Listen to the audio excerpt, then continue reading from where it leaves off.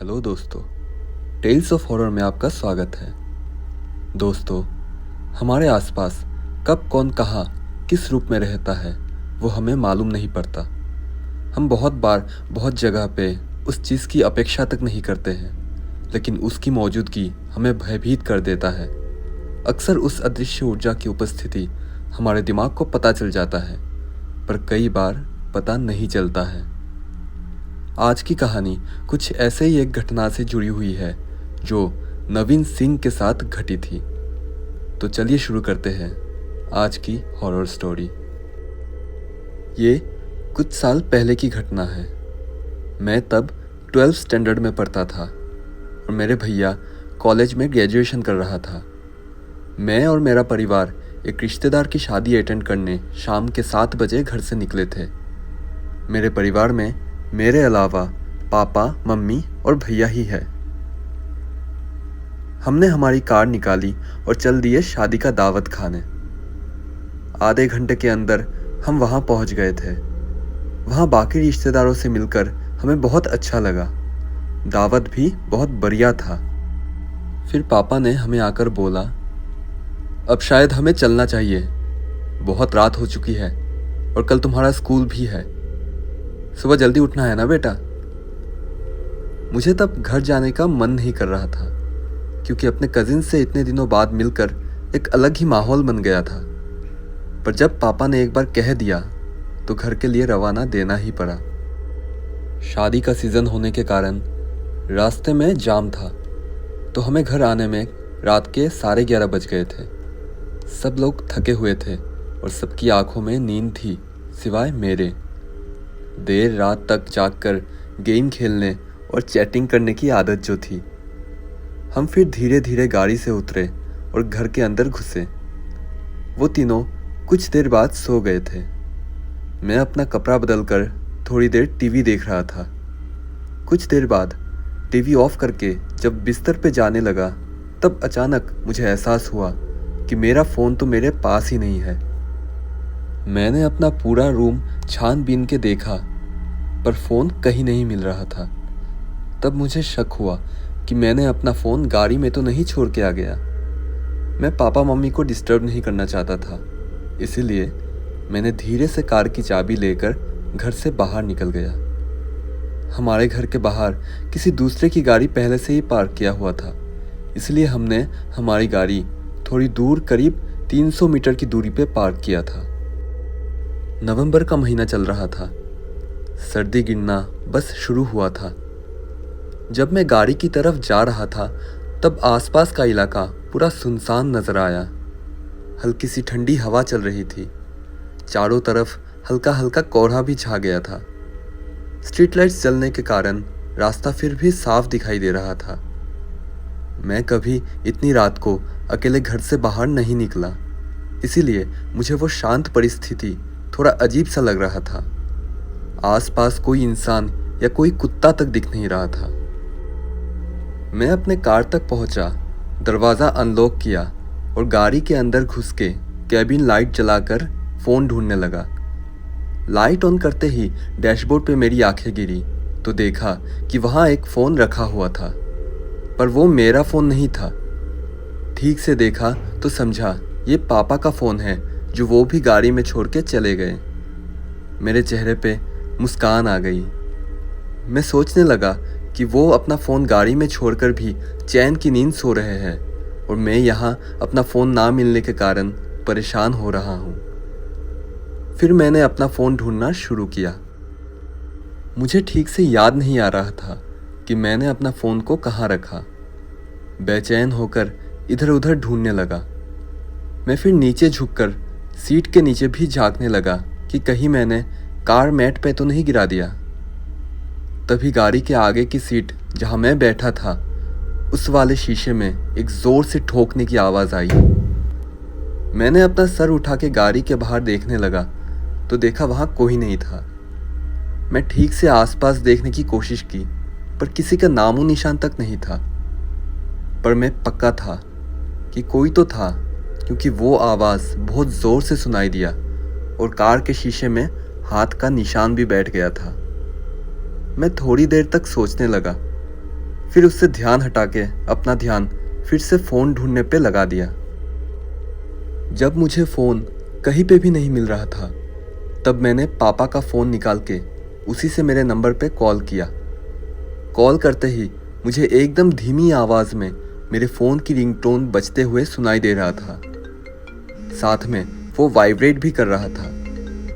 मैं पकड़ नहीं पा रहा था कि वो रिंगटोन की आवाज़ किस जगह से आ रही थी। एक बार लग रहा था कि सीट के नीचे कार के मैट में पड़ा है और एक बार लग रहा था कि सीट के ऊपर ही कहीं रखा है। मुझे वो मिल ही नहीं रहा था। मैं तब परेशान हो गया। बैक सीट पर भी तलाशने लगा पर नहीं मिला।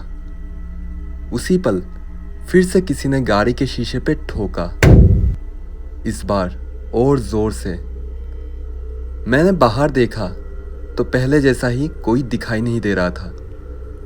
आसपास पूरा सुनसान, किसी इंसान या जानवर तक का नामो निशान भी नहीं था। अब मैं डरने लगा। मेरे माथे से पसीना छूटने लगा। डर के मारे मुझे मेरी सांस ऊपर चढ़ती हुई महसूस हो रही थी।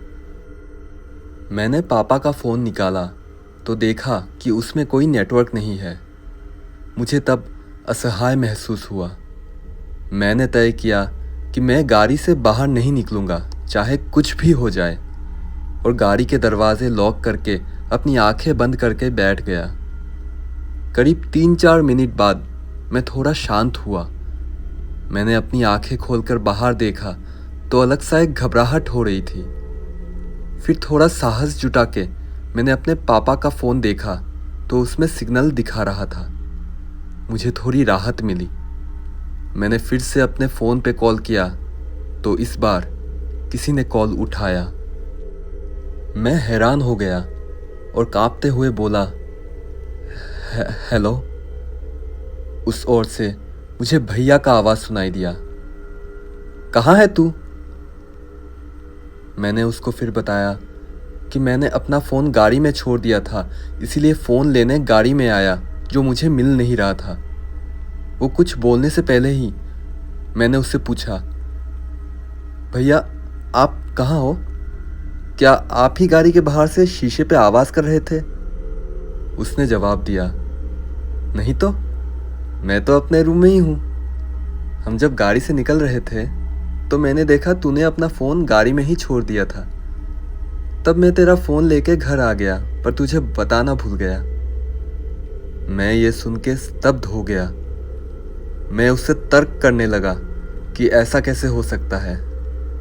कुछ ही समय पहले मैंने पापा के फ़ोन से मेरे फ़ोन पे कॉल किया तो मैंने रिंग होते हुए भी सुना, और अब भैया बोल रहे कि फ़ोन उसके पास है। यही बोलते बोलते अचानक से मेरी नज़र उस हाथ के निशान पे जाके गिरी। मैंने कुछ देर तक उसे देखने के बाद उसको छूकर देखा। छूते ही कुछ अलग सा महसूस हुआ, कुछ खुरदरा सा। मैं फिर पापा के फ़ोन से फ्लैशलाइट जलाकर ठीक से उसको देखने की कोशिश किया कि तभी ऐसा लगा कि वो निशान बाहर से नहीं बल्कि गाड़ी के अंदर से ही किया गया हो। ये देखकर मेरी हालत ख़राब हो गई। बस कुछ देर बाद वो निशान एकदम से अपने आप ही गायब हो गया, और तभी मुझे कुछ ऐसा महसूस हुआ जिससे मेरा शरीर पूरा ठंड पड़ गया। मुझे महसूस हुआ कि गाड़ी के बैक सीट पर जैसे कोई बैठा है और अजीब तरीके से सांस ले रहा है। मेरे रोंगटे खड़े हो गए। मेरी हिम्मत नहीं थी कि पीछे मुड़ के देखूं। मेरा पसीना छूट रहा था। भैया तब भी कॉल पे था और वो मुझसे बार बार पूछ रहा था कि क्या हुआ। मैंने बिना कुछ बताए ही फ़ोन को पॉकेट में रखा, फिर गाड़ी का दरवाज़ा खोल के तेज़ी से निकल गया। मैंने दरवाजे को ज़ोर से लगाया और की लॉक करके घर की ओर तेज़ी से भागने लगा, पर मुझे पीछे से गाड़ी का दरवाज़ा खोलने की आवाज़ आई। मुझे लगा कि वो चीज़ अब मेरे पीछे पीछे मुझे पकड़ने आ रहा है। मेरी पूरी तरीके से फट गई थी। मैं अब डर के मारे चिल्ला रहा था और पूरा जोर लगा के भागने लगा। कुछ मीटर दूर जाते ही मुझे एहसास हुआ कि अब वो चीज़ मेरे पीछे नहीं है। फिर भी मैं नहीं रुका और उसी रफ्तार से भाग रहा था। भागते भागते घर के पास पहुंचते ही मैंने देखा कि भैया घर के बाहर ही खड़ा था। मैं तब उसके सामने जाकर गिर गया। मेरी सांस फूल रही थी और मैं कांप रहा था। मैं पूरा पसीना पसीना हो गया था। मुझे बहुत ज़ोर से प्यास लगी थी। उसने मेरा ये हाल देखकर मुझसे पूछा कि क्या हुआ और मैंने फ़ोन पे ऐसे क्यों चिल्लाया। मैंने थोड़ी देर सांस लेके उसको सब बताया, पर उसने मेरा यकीन नहीं किया। मैं घर में घुसकर रोने लगा, फिर बहुत सारा पानी पिया और अपने बिस्तर पे चला गया। उस रात मुझे बिल्कुल भी नींद नहीं आई। अगले दिन सुबह मैंने पापा और मम्मी को इसके बारे में बताया, पर वो भी मेरी बातों का यकीन नहीं कर रहे थे। पापा बोलने लगे कि थकावट की वजह से मुझे वहम हुआ होगा। मम्मी बोली कि ज़्यादा गेम खेलने के कारण मेरे दिमाग में अजीब अजीब चीज़ें घूमता रहता है। स्कूल के दोस्तों को जाके जब ये बात बताया तो किसी ने विश्वास किया तो किसी ने बोला कि मैं फेंक रहा था। मैं नहीं जानता कि वो कौन था या फिर क्या था, पर इतना मैं दावे के साथ अभी भी कह सकता हूँ कि जो भी था वो मेरा कोई वहम नहीं था।